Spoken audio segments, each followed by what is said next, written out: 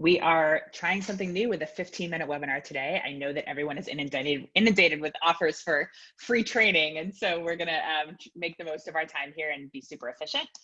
We're going to go through some tips we have for you in demonstrating the credibility of your coverage and defending attacks on your coverage if necessary. We'll do that in 15 minutes, and then you're welcome to leave. No guilt or judgment. If you sign off after 15 minutes, we will stick around for another 15 in case folks have questions. So feel free to drop questions in the chat as we go, or save them for just sort of a live, super informal Q&A after the fact. So I am Joy Mayer. I'm the director of Trusting News. Lynn, you want to say hello? Yes, hello. I'm Lynn Walsh. I'm the assistant director of Trusting News.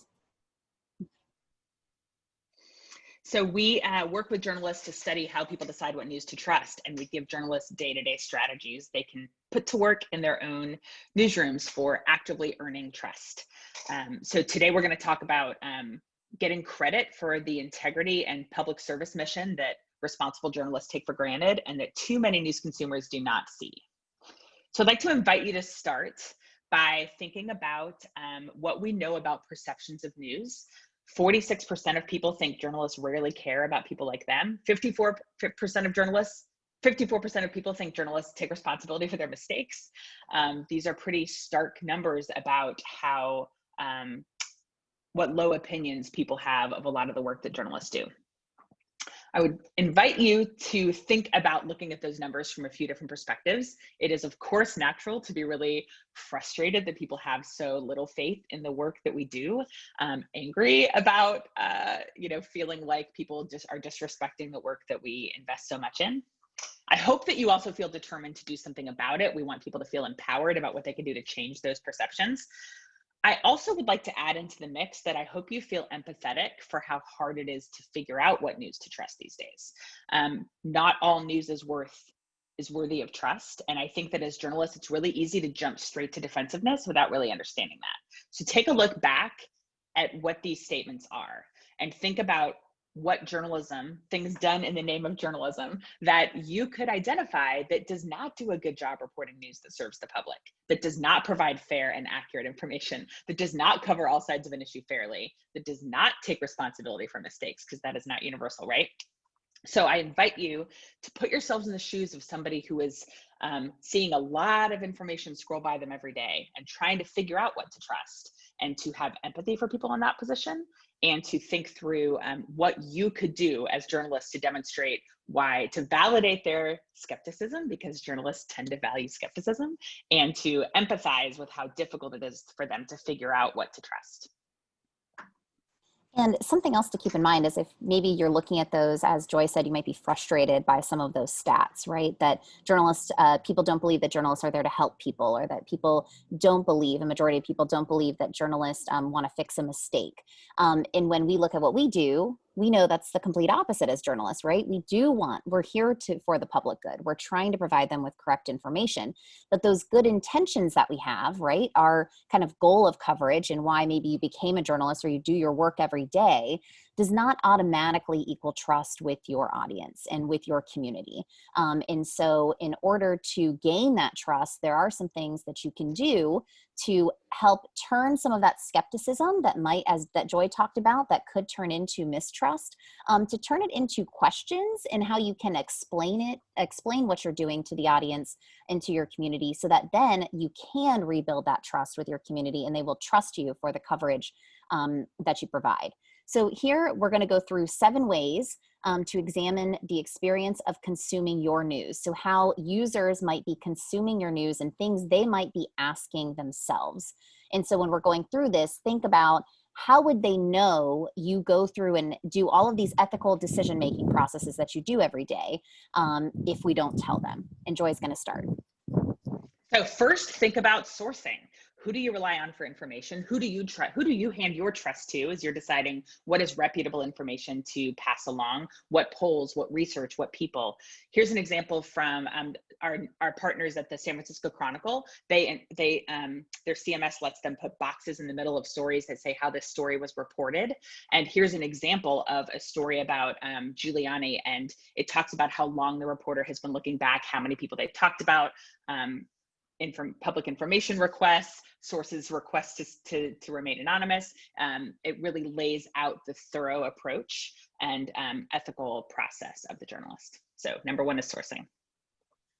The next one is goals and processes. This is something that news consumers have a lot of questions about. Why are you even covering a story in the first place? Why are you spending so much time on this story when they didn't see anything and something might have happened in their neighborhood, right? When it comes to politics, people do have a lot of, in the election, people have a lot of questions about polls. People have a lot of questions about maybe why you're paying so much attention to the campaigns and kind of the he said, she said.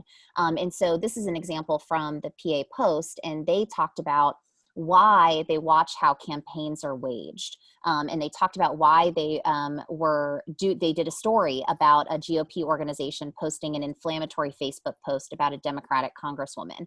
And so in that story, they published the story that wrote about that, but then they decided, you know what, we're also going to write about why we cover those types of stories and why that's important. The next one is fairness, and man, is this key to a lot of the feedback journalists often get. People assume that we highlight certain people or issues or stakeholders above others. They mostly assume that we do that because of a personal agenda. And, you know, in the newsrooms I've worked in, journalists really spend quite a bit of time talking about and considering what they can do to be fair. This is sort of an extreme print example from our newsroom partners at the Atlanta Journal-Constitution. When they were covering impeachment, they actually designed the front page the same way, headline style, photo size and style, for the House and Senate results. And when they were reporting that the Senate acquitted the president, there's this box down in the middle of the two stories on the bottom right that you can see blown up on the left here that actually demonstrates, you can see that we did this. We're pointing out to you and making sure that you notice that we took this care.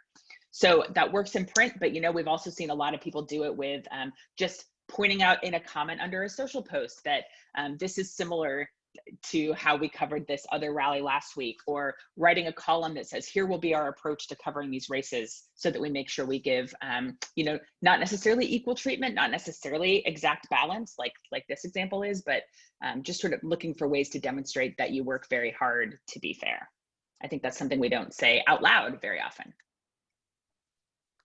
So ethics, we all know that we have codes that we follow, whether as as a whole journalism organization and a journalism community, but also at our own individual news organizations, right? And we often don't talk about those ethics. We don't talk about those ethical decisions that we are literally making multiple times every day for every story that we cover. So how can you talk about them? How can you share them? How can you, just mentioning that you're following ethics and here's what they are, can be super helpful. This example is from also from the Atlanta Journal-Constitution. And I really like the last paragraph here that you can see. It says, our scrutiny of elected officials is not based on personal political views or preferences, but on our responsibility to make sure Georgians know what their leaders are doing and how their tax money is spent. As a team of professionals, we hold each other accountable for being even-handed and fair. Just, even though we know that's probably happening in your newsroom, spell it out and say it. This post also talked about, you know, how they are going to cover the legislature this year. And they also mentioned that, hey, you may see more stories from Republicans or more Republican lawmakers featured.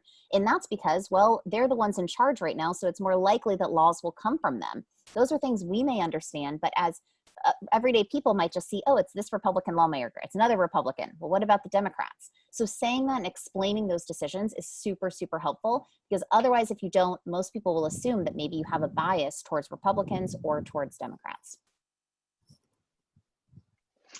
A big thing that, a big problem we know is there with how people perceive the news these days is that they feel like there's too much opinion in their news. Sometimes they might be right. I know I feel that way a lot when I watch cable news. But sometimes it's that they consume opinion and don't realize it's opinion. So a basic thing we really invite you to do is to take a look at how you label and describe opinion content and how those labels do or don't travel with stories. So here's an example from the New York Times of the extent that they go to. When I pull up an editorial on their website, I see what's on the left, the opinion kicker above the headline by the editorial board, and that word is a link. People don't know what an editorial board is. We have research that shows just how little people understand some of the labels that we use all the time. With an explanation there under the byline, it's a group of opinion journalists, and then saying very clearly it is separate from the newsroom. And then when I paste that photo, that link onto Facebook, it shows up on the right. The word opinion is moved and shows up actually before the headline. So there's no way you can consume this. I mean, there is a way people can scroll over it, but they have gone to extreme lengths to make sure that you are, you know, slapped in the face with the idea that this is opinion content and what that means. Very often journalists think they're being clear and they're not, or they rely on the function and the sort of breadcrumbs and labeling and furniture on their website and don't really understand that the user experience of consuming opinion news can be quite convoluted. So the next one here is explain the basics. This is something that I really think for this election in 2020, because of how people will be voting, because we're voting during a pandemic, is so, so, so important. A lot of people maybe won't be going to the polls in person, right? That's different for a lot of people. So how is that going to work? Is there a deadline for them to get that absentee ballot or to get that mail-in ballot? Most likely there is. Are we explaining it and making that obvious enough and kind of breaking down some of those basic questions that people may have? And you may say, well, of course, we talk about that in a story that aired in the 6 o'clock news or that was in our newspaper yesterday. But if I were living in your community and I were to Google and just think like, what's the deadline for mail-in voting? Or how do I get an absentee ballot? Would your website pop up? Would those stories pop up? Is there a one-stop shop for this information? Because we really need people to be able to get those basic questions answered. And to find that information very easily. This is an example of a journalist who is, I think, every day tweeting basically there's, you know, how many days are left to election day. And then in Pennsylvania saying, you know, because that's where he's based, how many days are left to register to vote? How many days are left to request a mail-in ballot? And the same for New Jersey. Just kind of that simple reminder. And then this is great because it also has links that tells people how they can do that. And the last tip is that we really hope you'll fight back and defend your credibility if it's called into question. We have an example here from WCPO, a TV station in Cincinnati. They do a great job engaging in comments, and it doesn't always appear on the outside that they're successful, but they really invest a lot of time in setting the record straight around their work, and we believe that has deep impact, and so do they. So here's an example of somebody who asked a question about, you know, do you run your stories straight off the AP, or do you fact check them before you throw them out there? Very cavalier language, right? Mike Cannon, who's the news director, says we do not fact check stories that come from our news partners. We believe, you know, that they take care of that. We work on local stories. Well, that did not satisfy this reader, the viewer, who says that explains that you just throw things out there, you follow the sheep. And he realizes he didn't go far enough and jumps back in and says, we fact check local stories. Our newsroom is local. Here's why we rely on AP for national and international. This viewer may not ever be satisfied, but there are hundreds of people reading the comments under this Facebook post, and we have to set the record straight and not cede the conversation to our detractors and people who malign our work and attack our credibility. So whether that's you know, in columns and social posts and newsletters, in public comments especially, just remember that setting the record straight matters a lot. The public conversation around your work should include your defense of that work. And so that's all we have for you right now. Really quick though, if you want to dig in and get more, we have a weekly newsletter that just basically has one actionable tip that comes out each day. That's where you can sign up. It's trustingnews.org/newsletter. Also, today is the last day to apply for our last 4-week Election SOS Trustworthy Election class. We would love to have you. And then, of course, if you have any questions, please get in touch with anyone in the network. I know Andrew will be sharing some of that, but also with Joy or myself. There's our contact information.